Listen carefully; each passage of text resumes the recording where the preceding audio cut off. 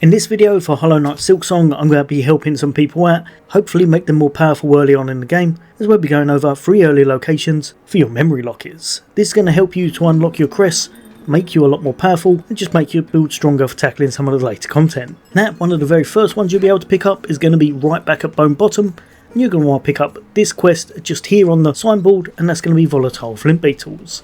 After you track down these enemies, you're going to make sure you pick up the item that they drop, which is going to be their flint gem, and after you've defeated 3 of them, picked them all up, you'll be able to turn them back in to complete your wish.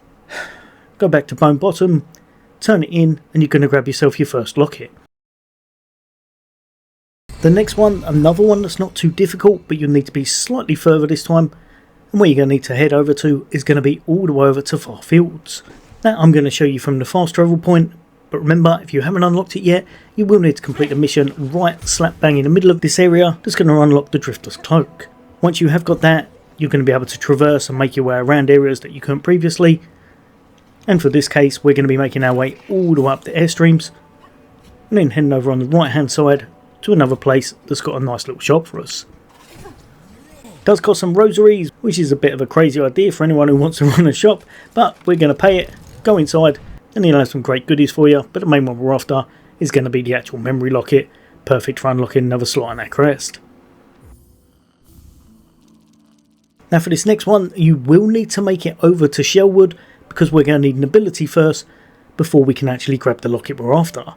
If you head just over to this location in Shellwood, you should be able to pick up the wall jump, something that you're going to need later on anyway, otherwise you're not going to be able to progress through the game. And getting here can be a bit tricky. I think there might have been a boss fight before it, but once you have made it there, to that location, pick up the cling grip, which is the wall jump in this game, and then you're going to make your way back to the Marrow fast travel. So we're going to be making our way along. You're going to be roughly here, back at the fast travel spawn point, and then you're going to want to head outside and keep making your way up and around.